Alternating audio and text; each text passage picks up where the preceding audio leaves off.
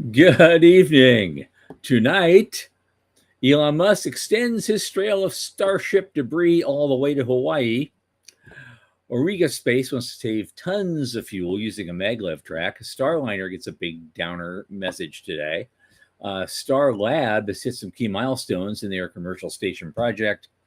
A Mars rock, probably one of the biggest ever collected, fetches 5.3 million at an auction in New York the other day. Planet Labs Germany, yes, that really exists. They secured a 240 million euro satellite services deal in that country. And Varda closes a 187 million C round to make mids in space. All that and a lot more about space policy with our guest, Ajay Kothari. From the news desk at the Center for Space Commerce and Finance, my name is Thomas Andrew Olson, and this is The Unknown.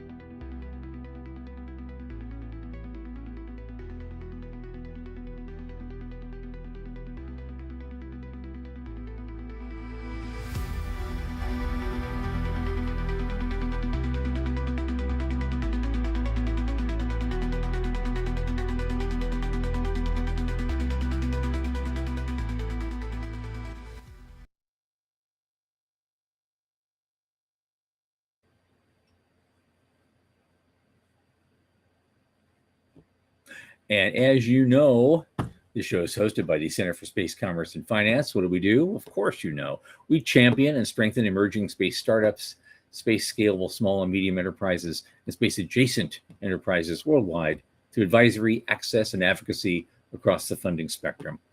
Our programs fortify business plans and investor readiness for founding teams at various levels of development. Now, a lot of our work, especially this podcast, is supported by our listeners and fans like you. So if you go to the QR code at the upper left of the screen, it will take you right to our donation portal. Keep helping us out. A little in the tip jar each month makes a big difference. Thanks in advance. Joining me now is one of my oldest space friends and an occasional curmudgeon, Michael Lane from Liftport. Come on in.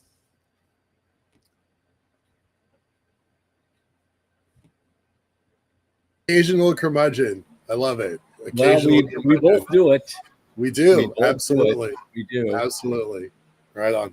I'm going to point out that we discovered kind of by accident the other day that the QR code in the top left-hand corner is awesome if you're watching, but also if you're hearing this on Spotify or just straight audio, you're not going to see it. It's Center for Space Commerce and Finance, cscf.space/support. Center for Space Commerce and Finance, cscf.space/. So thank you so much for that. Yep, all right. Absolutely. Well, some of our usual suspects are here. Thanks. Jason is with us. Morty is back. We missed you on Monday. And we got someone new. I haven't seen her here before. She is our guest in a couple days. Lady Rocket. So thanks, Lady Rocket. Looking forward to seeing you guys. All right. What do you want to? Where do you want to start today, sir? Well, I thought it was interesting that news item you sent me, even though it was from a source I'm not really like. You don't know it. It had enough of a humorous tone to it. I had to leave with it. I didn't care. It was the Guardian. Right. Yeah, okay, right. But apparently the gist of it is that so far we've been launching and blowing up all these poor starships, and they've been raining debris everywhere from the Gulf of Mexico and across Puerto Rico and all the way to the Indian Ocean sometimes. Well, now he's gotten permission to extend the launch trajectories of some future flights. And now this would go all the way. There's a potential landing zones now that go all the way around the Indian Ocean and into the mid-Pacific area. And of course, Hawaii is right in the middle of it, a splashdown site. And so they're not liking that very much, I guess. No, they're not. After Maui burned to the ground, they're kind of going, you know what? I think we've had enough. I just think we've had enough, right? Yeah. I kind of, okay, so yes, full disclosure, I do read The Guardian sometimes. So Tom and I don't always agree on that. But I thought this article was different enough. Yes, there's a lot of hyperbole in here. There is. Understand the source, but there's still useful information in this thing.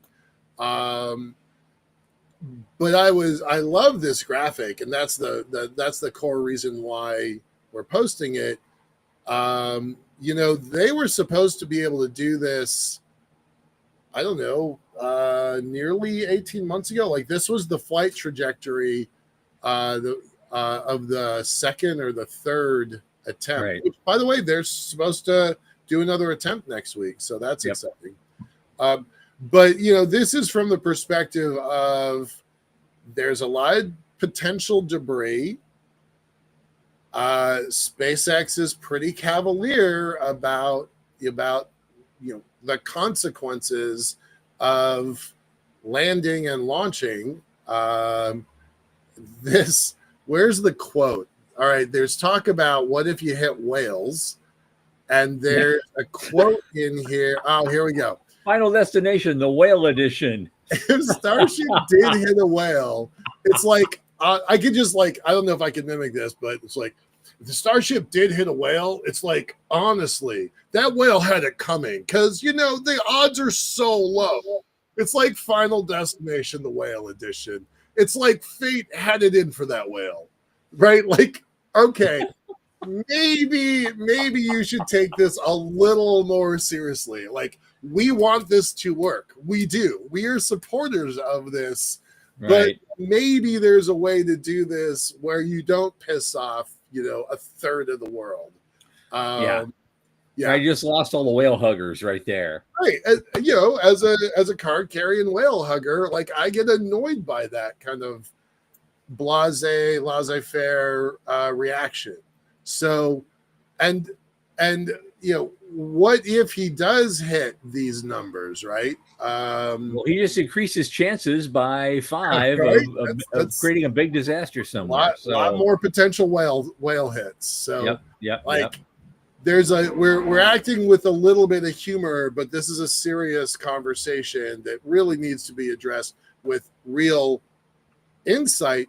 Reminding everybody that 2 weeks ago we reported that SpaceX was trying to do on a different island, on a different place.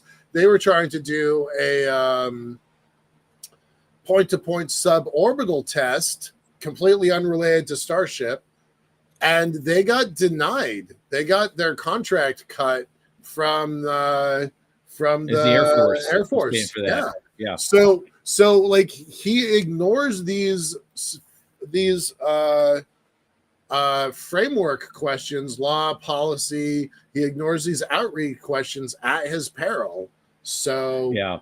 Well, I just thought about that. It's like a cruel irony, or maybe not, if one of those failed launches actually hit that island.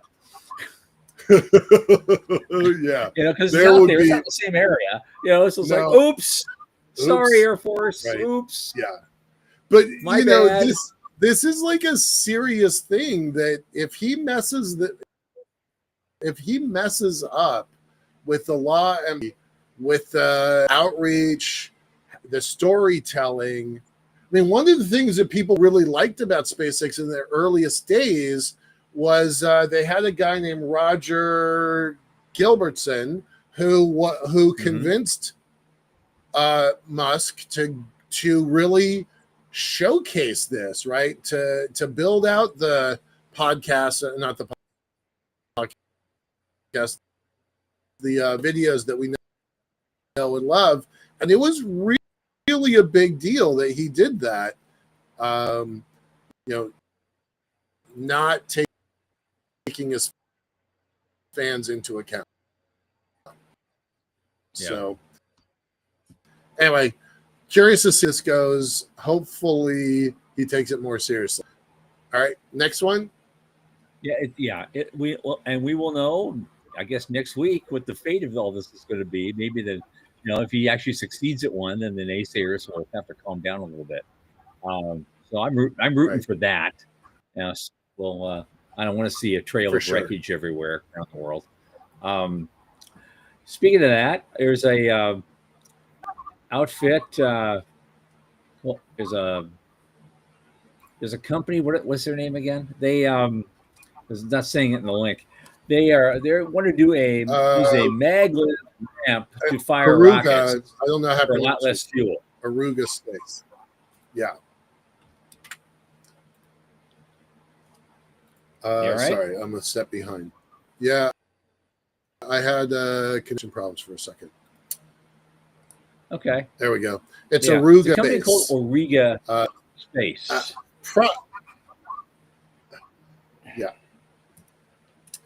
These things have been seen before. At least, You know, we've yeah.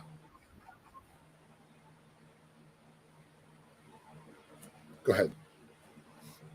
okay. Well, there's other companies. Spin Launch tried to do something, and I know a couple other companies who are trying to either fire something like a bullet or do something else. These guys want to use a maglev track and try to speed the thing up to some kind of supersonic speed, Mach 6. They want to speed this thing up to Mach 6 by the time it leaves the track.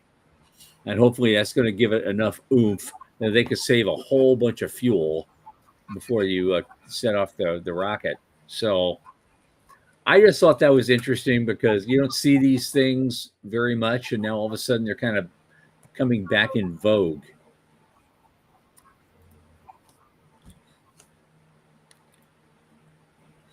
Right. One of the companies in one of our business plan competitions from a couple of years ago was mentioned here, Green Launch. So they were kind of, a category killer. Like they were trying to do some stuff, and recently another company got funded that we reported on them. Spin Launch has been trying to do its thing for years now. I'm a big fan of non-rocket solutions to space. I think they all have a lot of really hard problems to solve, and this is not. But they got capital. They have at least enough to do a small test, and like a lot of the other companies in the space sector, they've pivoted a little bit to be responsive to the defense sector, and that probably gives them a little bit of a bonus here. But they have a total of $10 million. So that's that'll sorry, it's more than that. It's ways. almost close to 12. Yeah. So good on them. I'm curious to see what they're able to pull off. I'm genuinely surprised that AFRL funded them at $1.4 million. AFWorks funded them at $1.4 million. So I was a little surprised by that. It's important to note that once they're in this network, the AFWorks and SpaceWorks program, they are eligible for something called TACFI and StratFi funding, which is very attractive to venture firms. So that they got into that is actually pretty exciting. So good for them. We might be seeing more of this. Yeah, and they're milking the right cow because this defense sector, they have all the money. They have almost $1 trillion budget that's even on the books. We don't know what off books funding goes on in that as well. And so there's no shortage. If you're willing to sign the right pieces of paper and not talk about stuff, you can probably dive into all sorts of things. But someone made I think Jason made a comment that however you get there, the delta, the energy required, however you measure it, to get to the delta V that you need to get into orbit really doesn't change. The law, the laws of physics, the rocket equation may get tweaked, but the basic physics do not. Right. And so, whatever energy they're using, is going to have to be the equivalent of what a booster rocket would do in terms of total output to get the result that you want with the payload. So we'll see. It's people have been dreaming about that kind of a launch system since Heinlein was mainstream. Right. Yeah. So it's been going on for a very long time. I'm gonna give Morty a plug because he's like, we need a space elevator. So just saying. But it's true, right? I mean, everybody who knows me knows that's where I started in the space sector. So yeah. Yeah. All right. Next. Okay. What's up? Okay, there's a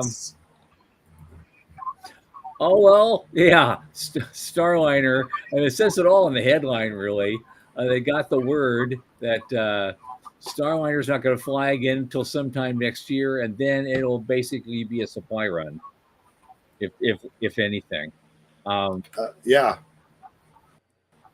those guys are having problems. And I was a fan. I was a booster. I wanted to see a second viable capsule. You know, just double our chances of getting up there and sending stuff and doing interesting things. And they're just not doing the job. And that's, you know, as Chef Ramsay would say, a shame, really. You know? It's a shame, really. It is, though. It is, though. Like, it didn't feel right, you know. So it's pretty easy to throw shade at Boeing these days, but we need it to happen, right? We need two paths to orbit commercially. And I love Blue, but Blue is late to the game. So Blue Origin, yes, eventually, someday, fingers crossed, but they don't, so far as I know, they don't have a contract to get to ISS. So it's Boeing and SpaceX, and that is not helpful. That is not enough. No, it's not enough. Yeah. So, I mean, I don't feel like the need to read the article because, as you said, the first sentence says it's disappointing. It's disappointing. Yeah. Because no one else is only because no one else is stepping up. All right, really. I'm going to just hold on. I want to. Right. Here's Joe's comment, and honestly, it just needs an exclamation point.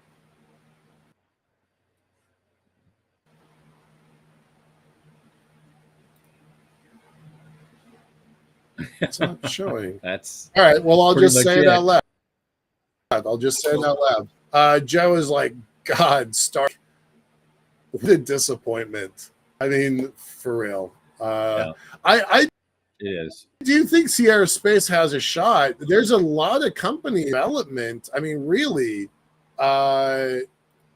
there's a lot of stuff that's getting out there, but it's just not here yet. And as I think we're honestly a little bit lucky that we haven't been held hostage the way the Russians and the Soviets held us hostage when the space shuttle days, when the space shuttle wasn't flying, like the anti-space shuttle days, because we only have one path for people to get up there. And I'm frankly a little surprised that we haven't been held hostage by that, because the math says we will be eventually. So we need a second path.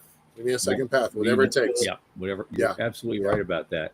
And speaking of that, the next up, Starlab is a company I'd barely heard about it. I knew they were working on it. They have a lot of NASA support for their own commercial space station project, and they're making some progress. They're actually hit some milestones. So, and where is that? Yeah, I don't know that much about this, to be honest. It's kind of they've completed 5 development and design milestones, so that's something. Yeah. And unlike VAST, these guys, their design consists of a single service module and a habitat that'll be launched to orbit on a single flight.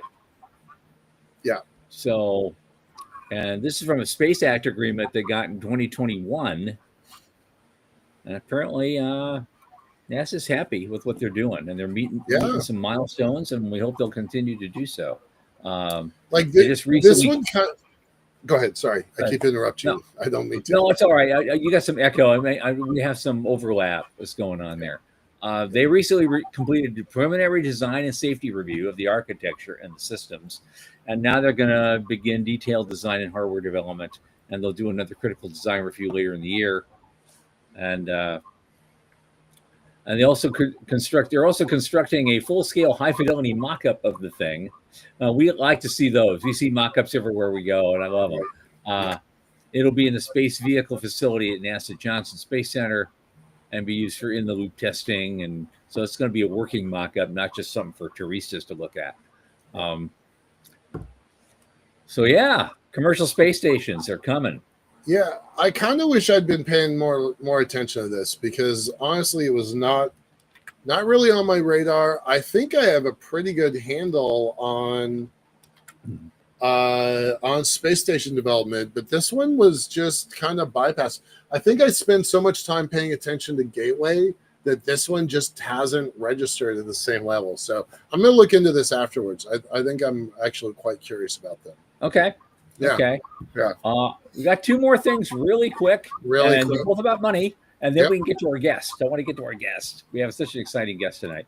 I guess one of the largest pieces of Mars that we've had on Earth was just sold at auction in New York City, and it fetched $5.3 million. Right. I think that's cool. All right. It's not, this show is about the intersection of space and money. I'm like, a $5 million rock is kind of a big deal. So yeah, that's kind of cool. 25 kilos. Yeah. That's how big it is. It's huge. Yeah, it's no joke.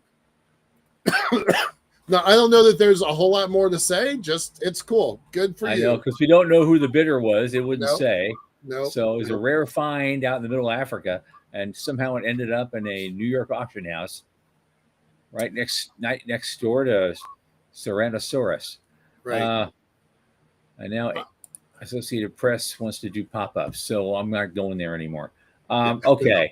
But the last thing I want to touch on, Planet Labs secured a Planet Labs Germany, I should say, secured a 240 million euro contract for satellite services. Yeah.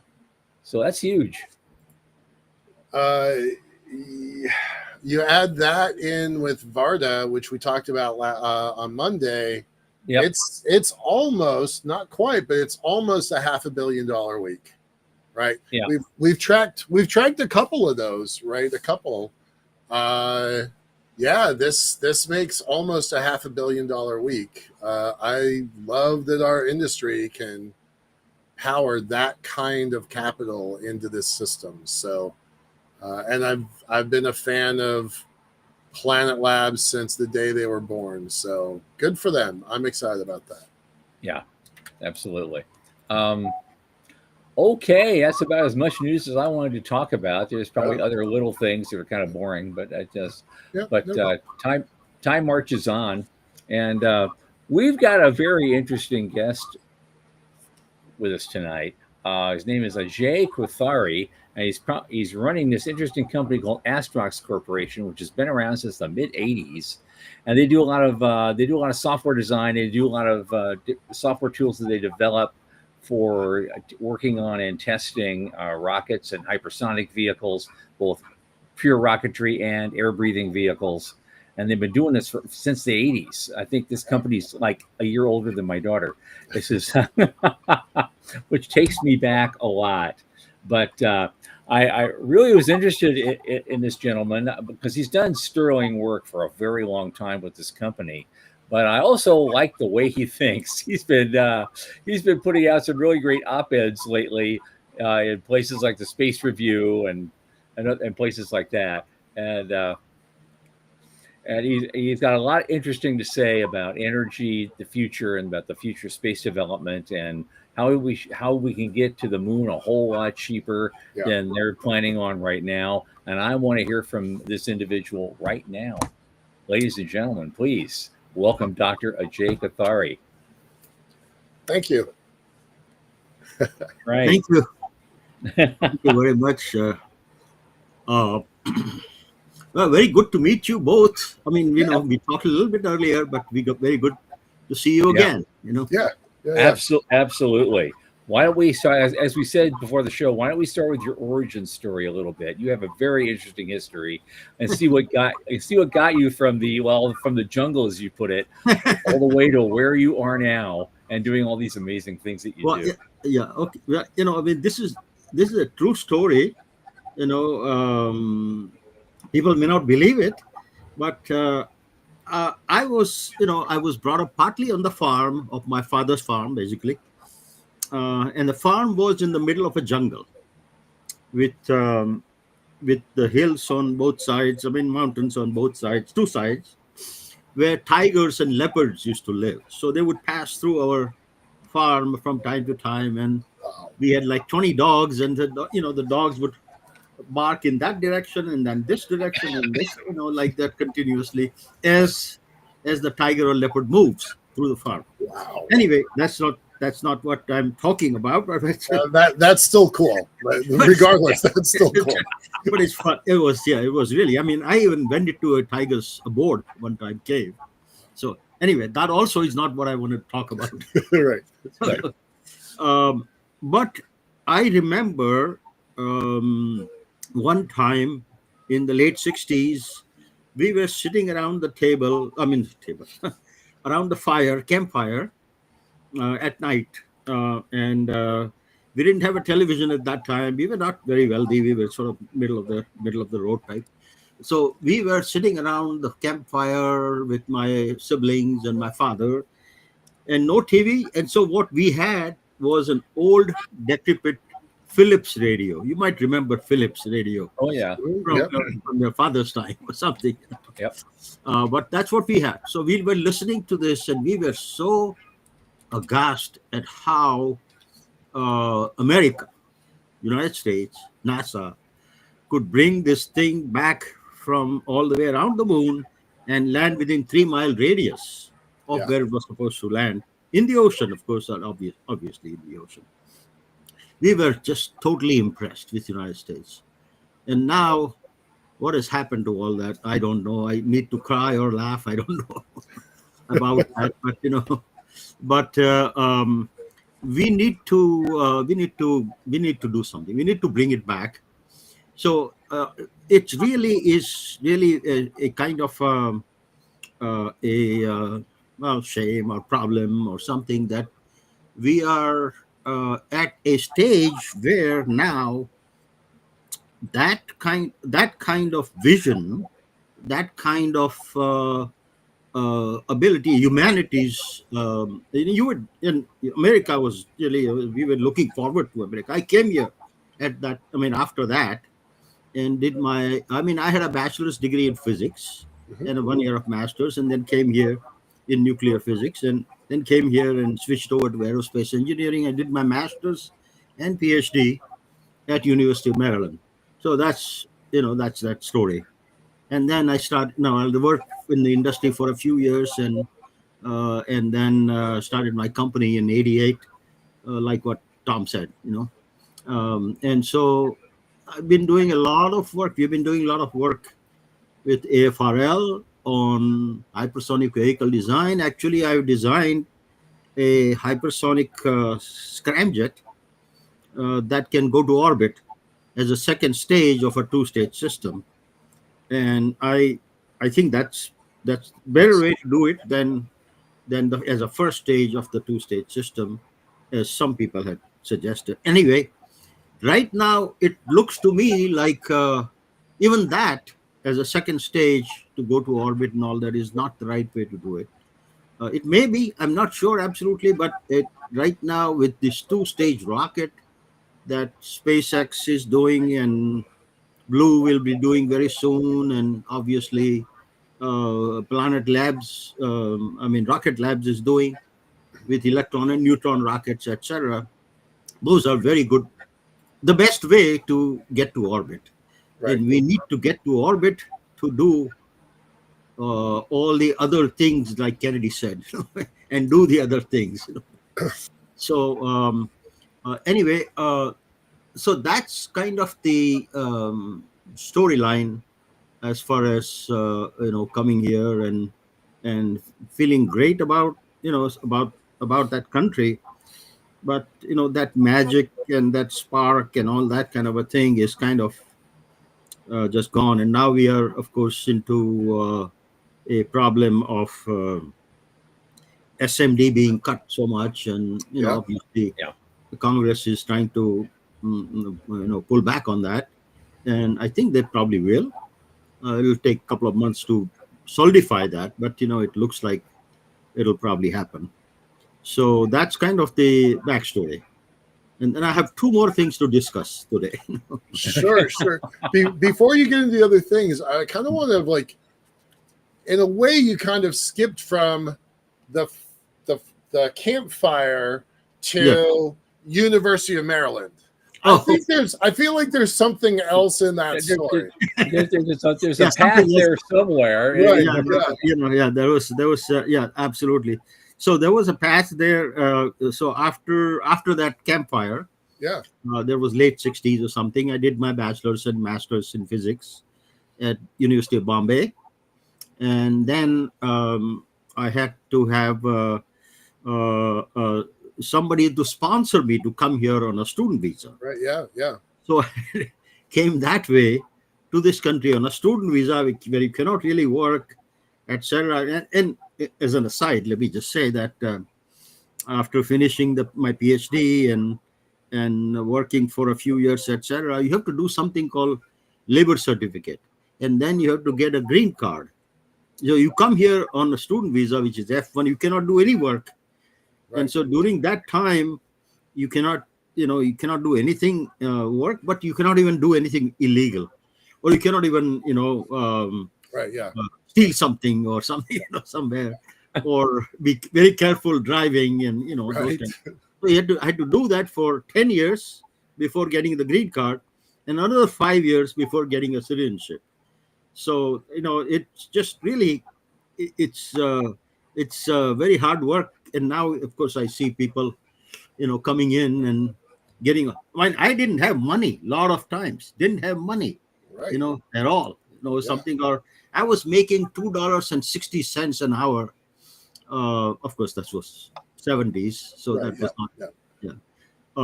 Yeah. Working on a lathe at University of Maryland in their lab, Right. and things like that. So I paid my dues, Good. So- Thank you. Thank you. I'm glad that you did. And then what was your PhD in? What was your specialty in? PhD was in aerospace engineering, master's PhD in aerospace engineering from University of Maryland, and I had my whatever minor was in physics again. Mhm. So Were I you studying hypersonics back then? yes, I was. Yeah, Okay, okay. Actually, my professor is a very well-known professor and also a friend now. Very well-known guy in aerospace, hypersonics, etc. His name is Dr. John Anderson, Professor John Anderson. He's written like 8 books and texts which have been used all over the world. Right. So anyway, so that's and a couple of other people who were doing my PhD with me. One of them was Michael Griffin, who became Oh, yeah. I know Michael Griffin from ISU, right? Mike. Well, he's done a lot of things, but yeah. Yeah. ISU and Secure World Foundation. That Michael. No. Oh, Mike Griffin, No. the former head of NASA. the head of NASA. Sorry, one. Former head of NASA, and right. actually, I was just with him for a party last Saturday, Oh, where right one on. of our friend David Van Wee, you probably don't know the name, but he has become the director of Applied Physics Lab now, as of this Monday. Actually, Oh, great. so we had a Yeah. party Yeah. for him, and Nice. of course Mike and other people came there also. So anyway, since we're talking about that a little bit, so that's kind of the story here. Does that explain things, Yeah, Michael? yeah. Oh, Thank you. Appreciate absolutely. that. Yeah. Absolutely. Oh, okay. Yeah. So after that, I started my company, Astrox, and got several contracts from AFRL and NASA Langley and NASA Marshall and etc. on various different things. So that's kind of yeah. So this is a little bit not completely. I've written 50 or so papers Yeah. uh, for professional societies and journals, AIAA journals and AIAA conferences, etc. And about 40, 45 op-eds and stuff also. So, which regular, I mean, other people can also get excited about. Hopefully get excited about. Not sure, but anyway, that was kind of the idea. So now, and also I should mention that the paintings that you see behind me, since we are talking about, are done by me. So I've been interested in art, and that's I'm going to talk a little bit about that too, and also done some acting in my life. Huh. Um, I'm a member of the Screen Actors Guild. Actually, Oh, I'm the one of the few rocket scientists to probably uh, to do that. So those are just other side items. Besides, yeah, that's cool. True Renaissance man. yes, We get absolutely. those on this show sometimes. Yeah. I love the colors and the Yeah. paintings. This painting that you see right above my head Yeah, is called Fight. So right. it's an abstract painting, obviously. Mhm. Yeah. They call Fight, and the one on the left here is more like Jackson Pollock's type, Mhm. Hmm. called Anger, which is reddish colors, etc. So Right. Yeah. that's what that is. So Nice. Very cool. All You right. had some other stuff you want to talk about, Tom? Did you want to? Yeah. Well, I know you had two things you wanted to talk about. I think one of them you were going after because you've done a lot of op-eds about basically slamming the SLS. yeah, Try to figure out a better, faster, cheaper way to get to the moon and do it in a sustainable way yeah, without that. If this is one of the things you wanted to talk about, I believe. yeah. Uh, That's the third thing I want to talk about. okay, the third thing. Okay, what's the Yeah, the first thing second then? thing I want to talk about is a little bit of the of different type. Let's Okay. say So all these things that have happened here recently in terms of the cuts for NASA, science exploration, etc., those kinds of things. And I have another take on this, not another take, but a take on this, which is that um, that kind of a thing is extremely important for humanity, not just humanity, but for uh, all the life forms on Earth. And so the reason for that, my thinking, has been this that we on Earth have gone through five actually major extinction events: Right. Devonian and Permian and Cretaceous, etc. Um, and after starting about 500 million years ago or something like that. And after each one of them, I mean, during that time, 50 to 95% of this is really amazing. Right. They're cutting. 50 to 95% of the species were wiped out, destroyed. Some 50, some 75, 80, some whatever. But after each one of them, resilience of the Earth has made many more species after that, millions and billions of more species after that, and it will continue. But it is amazing that not one of those species thought about clothing themselves or coming up with clothes for themselves that we are wearing. What does that mean? That to me, that doesn't mean that we are superior as human beings or anything like that, but that means that we have been given um, a unique responsibility, and I'll get into that in a minute. Unique responsibility for all the life forms on Earth, which is more important actually than climate change, more important than NASA's budget, really speaking, but that's related to all that, And so what I looked at is, you look at the Drake equation there with the 7 terms, etc. That number of possible um, civilization that can communicate with us, etc.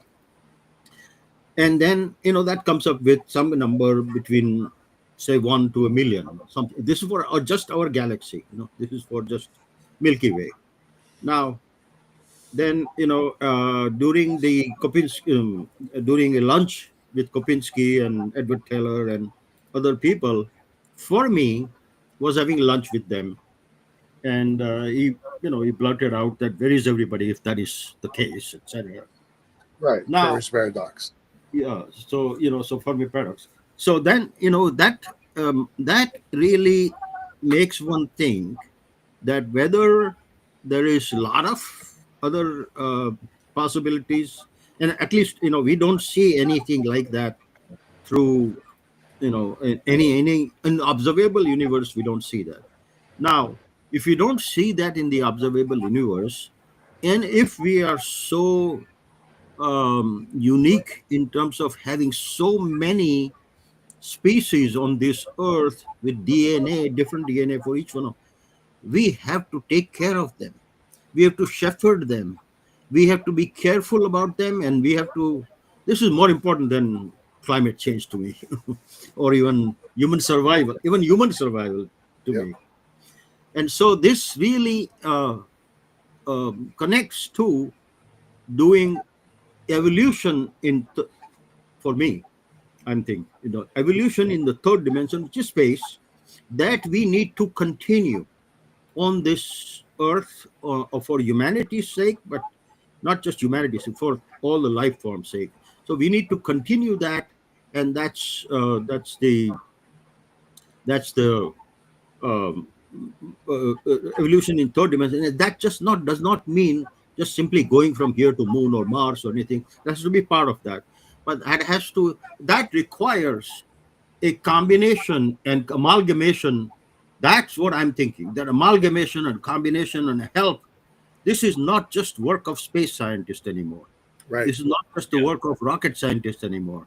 This is the work of every author, every artist. Everybody has to. Everybody has to realize that we have. This is real. Right. This is true. This is factual. That we have this particular uniqueness about our different things on Earth, and we have the ability to do something to take care of them, and that's why I think that we have to be good shepherds. Well, I mean, this is either you believe in God, then you believe that way, or if you're an atheist, it's by happenstance that we have this responsibility. But we do have this responsibility, and that has to be fed, that has to be connected, that has to be done with science, with exploration, all of those things. So to me, SMD and NASA actually, all of NASA actually is very, very important, and should continue actually at a no, twice the level, but if not twice the level, at least it should continue. Very important. It's a very important thing. This does not apply only to space scientists and rocket scientists. This is for all of us. All of us in all countries, all humanity, and we have to be good shepherds of all of those people. I 100% agree. I think most of the absolutely. people on this show would. A couple of years ago, I was having a conversation with my brother, Uh-huh. and he doesn't do space. He gets that I care about it. He gets that it's important to me, but he's like, why? Right? Like we were having a really serious conversation, and he's Yeah. like, why? And I was never really able to articulate it because I'm not really that good at that stuff. But we were talking about space stations, and he basically tasked me with something that kind of seems at the edge of impossible, but not quite. He said, if you can't build a space station big enough to keep a pod of orca alive, what's the point? Right? And it's like, okay, you need a giant artificial ocean, all the critters that support an apex predator, all the subspecies. He's like, if you're going to do this, you have to build a space station big enough for a pod of orca. And I'm like, okay, challenge accepted. Challenge accepted. There we go. Look, because going into the same idea, Doctor, that you expressed here, we want to protect everything. We want to do that.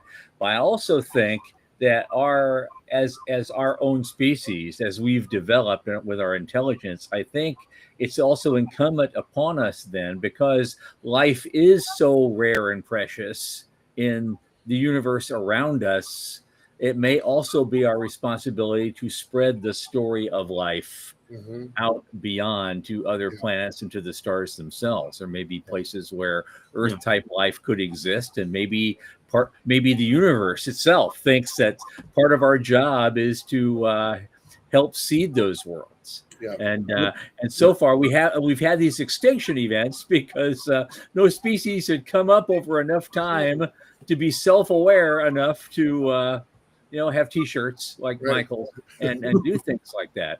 And so we finally get a shot, and we finally get a shot. Great tie, by the way.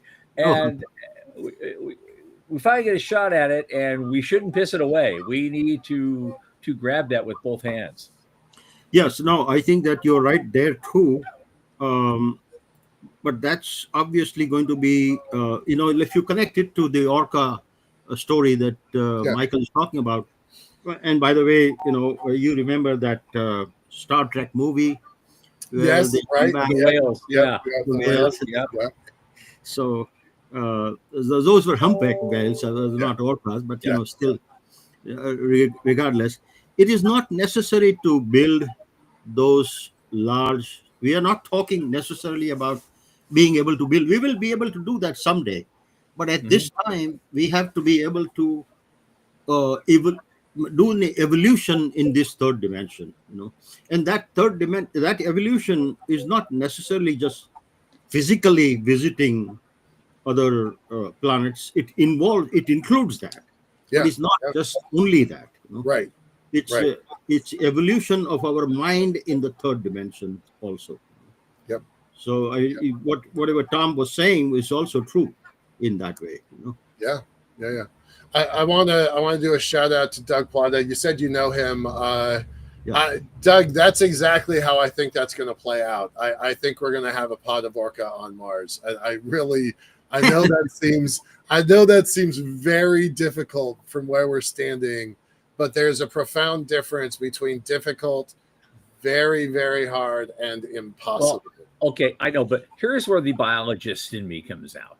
Right, because that's where I got my first degree. Sure, and so it's not enough to take a pod of orca to Mars. The ocean that we're putting them in has to be able to sustain them. Right. Yes. And I'm talking chemistry. Just the chemistry of the water has got to be almost the same. Yeah. Almost exactly the same, or they can adapt to it somehow. That's a huge thing. It is. An ocean on Mars, they're just picking up the salts, they're picking up whatever they're picking up from the ground as this ocean's building. We got to throw some algae in there. We have to do a bunch of other things in there to make this. But that's if it's the wrong chemistry, that could just strip the skin off them the moment they get in the water. So it's much more difficult than you think. No.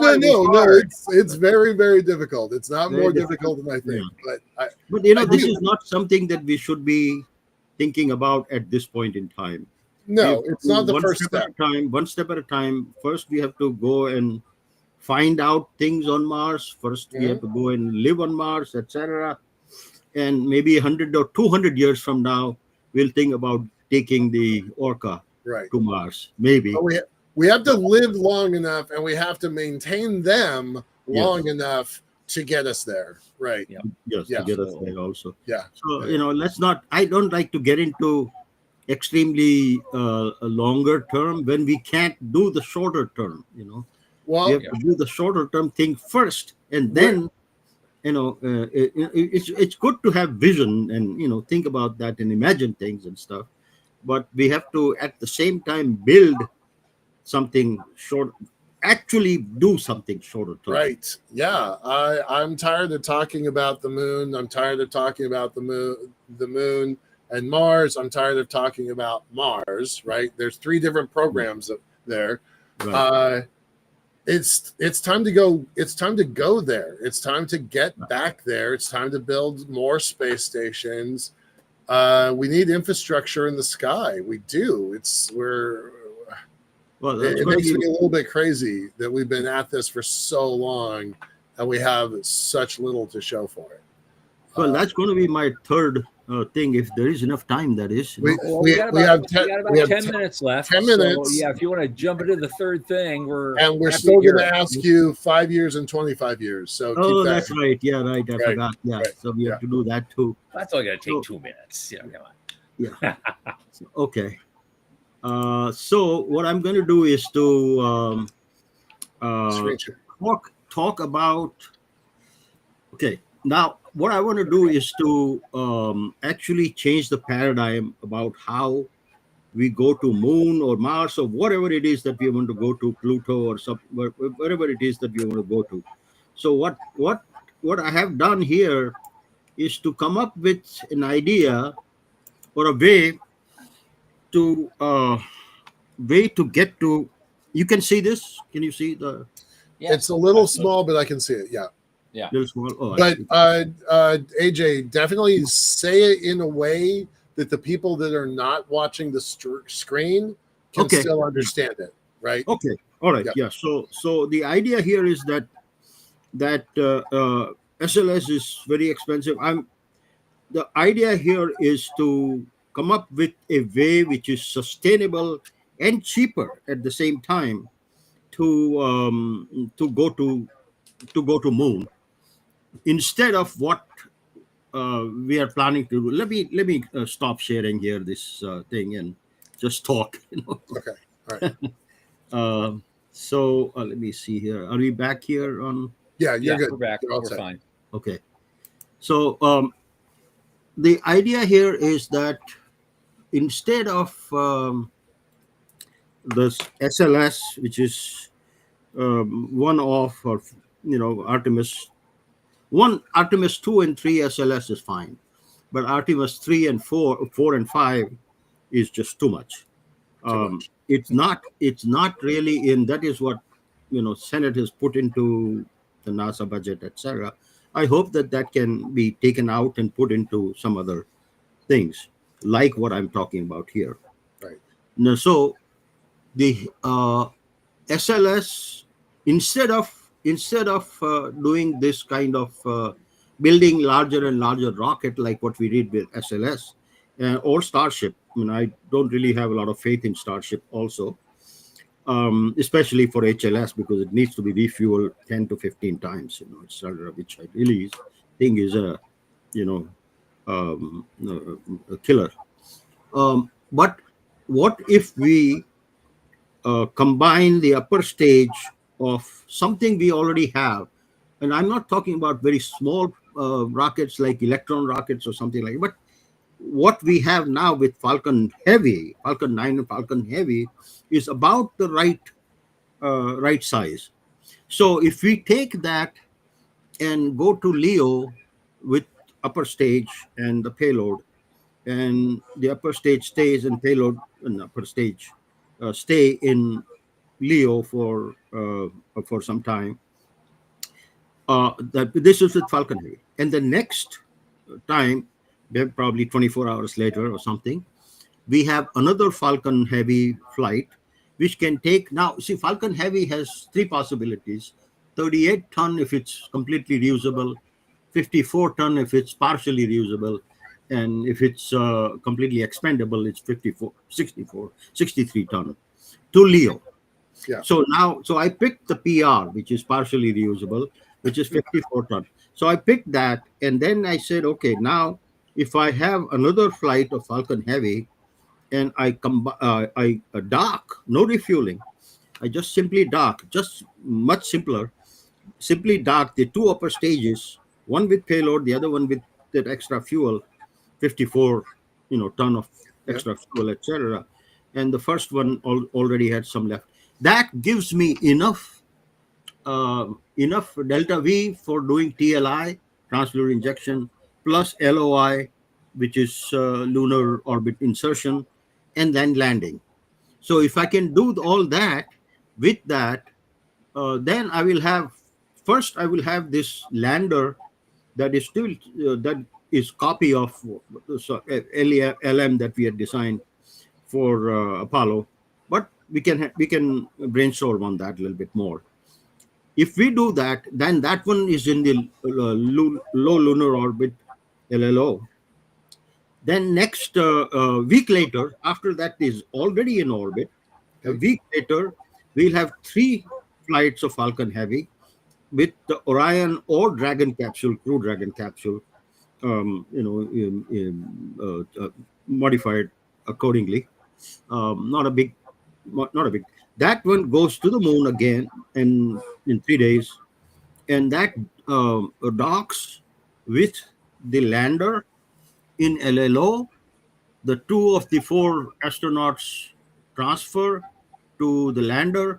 They go, or this I'm talking about Artemis 3 here. Right. So Artemis 3 can be done here like this, and then they go to the surface, and then they come back after a week, and then 4 of them, can come back using the Dragon or Orion capsule as has been designed for that reason. So that is 85% cheaper, 85% cheaper than SLS. SLS. Not only that, but it's sustainable. It can be done again and again. And I don't want to go and plant a flag on moon. I Right. want to start building structures there. Settlements. We need Yeah. to build structures there before and at the same time. Let's say at the same time as China does. Yeah. What if we cannot go to Mars, which is not going to happen, and we cannot even have this thing on moon? Then when China starts doing that, we are going to have egg on our face, black It's going to be eye. embarrassing. It's really embarrassing. It's really, really bad for this administration or the next one or whatever it is. It's going to be very bad for that too. They need to pay attention to this also. Absolutely. They need to, and then I'm going to be, 2 minutes. Yeah, 1 minute more. And then we are going to have to use that system for putting a lot of infrastructure of 30 ton at a time on the moon, and then start building things. So that's my story. Okay. Love it. You have I have to finish it here, so you can. No, that's great. That's great. Let's see if we can get. We have a couple minutes. We want to get in your view of what the future looks like. Sure. 5 years and then 25 years. Okay, so 5 years, I think that we are going to have infrastructure starting to build on the moon, and we will have on the south pole of the moon, and we will have starting of nuclear energy. And nuclear energy is another thing I've been doing, and can talk about it later. But starting using nuclear energy for energy of planet on the moon, and learning from that and doing all that before you start going to Mars. So we need to learn all that from there. We need to learn how to live there in habitats, build habitats, etc. So that's a 5-year thing. And now you want also 25 years. Does that make sense to you? Yeah. 5 Yeah. years? Yep. Okay, 25-year. I would think that we will be on Mars. We'll be going to Mars. We will probably have in 25 years. I would think that we would have 1,000 people living on moon, not all permanently, none of them permanently, but with this cheap way of getting to the moon, we will probably have 200 people going back and forth every 2-3 months, something like that. Cool. And that will be really, really interesting. People can come back and go to a party and say, "Hey, I was on the moon." Right. So, yeah, well, So Okay, and on that, on Dr. that, Ajay Kothari, President and CEO at Astrox Corporation, someone we haven't known much about, but this show is called The Unknown Quantity. And now, thanks to us, you are a more known quantity than you were an hour ago. And I yeah, love having you, and I hope we can have you again sometime real soon. yeah. So and also, if somebody wants to, contact or say something to me, it's Mhm. a.p.kothari@astrox.com is my email. Okay, So very good. already, Thank you so much. Thank you. Absolutely. Okay. That was great. Yeah, he's such a fun guy. Oh my God. Okay. Well, now coming up Monday, and our ongoing series on space law. Our guest on Monday will be Michelle L.D. Hanlon, who's a space lawyer extraordinaire, co-founder of a group called For All Moonkind, executive director at the Center for Aerospace Law at University of Mississippi, uh, and founder for All Moonkind's Institute on Space Law and Ethics, and a drone lawyer. I want to know what a drone lawyer is. 8 p.m. Eastern, Monday night. Be here. It's going to be a lot of fun. And from the news desk at the Center for Space Commerce and Finance, from Michael Wayne and Sean Key, thank you for being with us, and keep watching the skies.